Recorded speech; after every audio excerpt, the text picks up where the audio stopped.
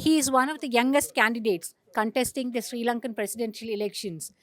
His entry into the fray has made the battle tough for Sajith Premadasa, Ranil Wickramasinghe, and Anurakumara Dissanayaka. Let us ask Namal Rajapaksa what he has to say about the Sri Lankan presidential elections and why he chose to contest. Why did you choose to contest? Because there were other names which were coming out from SLPP, and there was no name from the Rajapaksa clan. But why did you choose to contest? Well, I chose because my party wanted me to contest, and I think I did the right, took the right challenge. I took the right decision because we are a party who believes in the Sri Lankan model, and we believe that the Sri Lankan ideology should be protected, and we believe in certain policies, which we thought most of the other parties who are contesting does not carry those policies. So we as a party has a historical responsibility to make sure that we represent our voter base communities, people who believe in the Sri Lankan model. So we decided to fill in a candidate. Unfortunately, the person could not continue his political career based as a presidential candidate. I don't know whether he wants to proceed with politics or not. That's up to him. Then party thought the best choice would be me, and I gladly took it up. I understand that you took the challenge yourself, saying that you will have to keep the flock together, that is the party together. Is it so? Yes, of course. When party decided that you should put Namal as the guy who can collect, who can give leadership to the grassroots of the party, and I thought, why not? Why not? I can do it. And it's up to me because I believe the young generation should take responsibility. And if at all, if you need to take responsibility, you have to take when during a crisis, not when things are smooth, not when the ship is sailing well. So I think I took the right decision. I believe in that, and I'm sure people will understand. And it was like SLPP was one of the strongest and party with largest number of members. So, is the party still strong? And how is it at the ground? You have been going around. Well, grassroots level, we are probably the strongest political party in the country. We are the only political party who represent the political ideology that we represent. All the other political parties have similar ideologies. And we have the largest network in the country as a political party. And I think we will do well. And during the 2022 uprising, it was like people were completely against your family.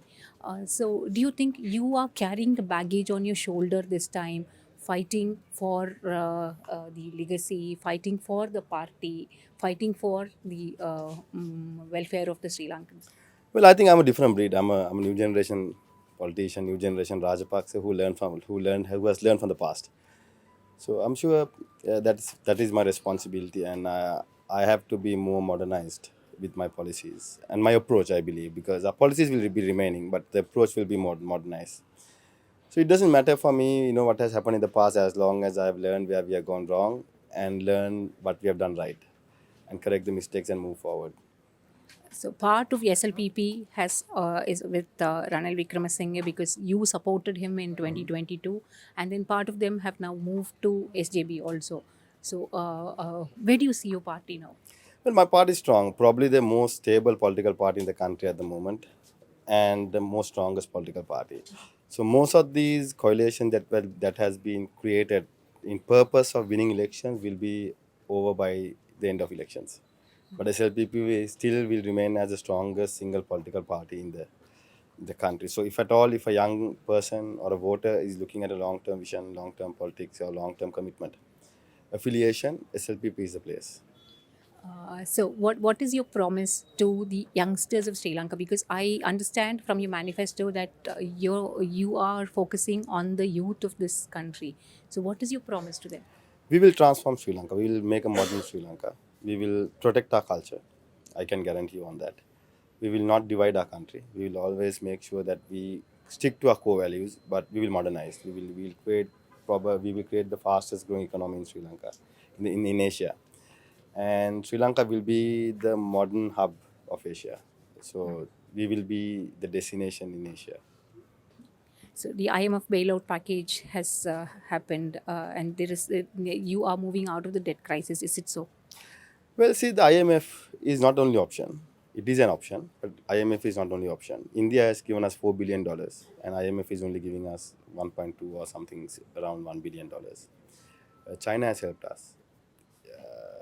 most of our other bilateral countries we have strong alliance have helped us, and India has come forward without any agreement to help us during the crisis. But IMF is coming with a lot of baggages, a lot of contracts, a lot of agreements, a lot of understandings. But India has come forward without a single understanding. So we have good partners to work with. So for me, IMF is not going to be the only option to develop my country. But IMF can remain because there are good things in IMF. We have to have fiscal policies that is going to maintain for next 10 to 15 years. We need to have discipline in our budget, and we need to cut down on certain expenditure. We have to increase government revenue. We can't burden public on taxing. We can't we can't create revenue by only privatizing our government assets. We will go further beyond, look for more investors. We will work closely with India, and I'm sure there are a lot of Indian investors who are going to come and invest in Sri Lanka, which is more than welcome, and we will help them. And we want Sri Lanka to progress. IMF is just another organization who is helping us. So you mentioned about India. Recently, our National Security Advisor Ajit Doval was here, and he met with all the president aspirants. So he also met with you. And given the fact that your father was in power, and there were a lot of Indian engagements when he was in power, so where do you see yourself, and how do you expect India to engage with you in the future?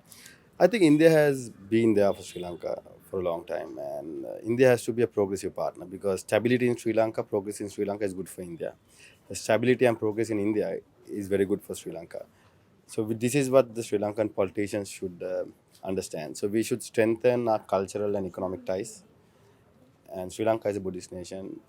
Prime Minister Modi believes in a very strong Hindu background. He comes from a very strong Hindu background. So we have a lot of similarities, and we have a lot of connections as a nation. Ramayana Trail is one of the key factors that we can promote the Indians to show that how close our cultures are, and the Buddhism, of course. So I think the years to come there'll be very strong tie up.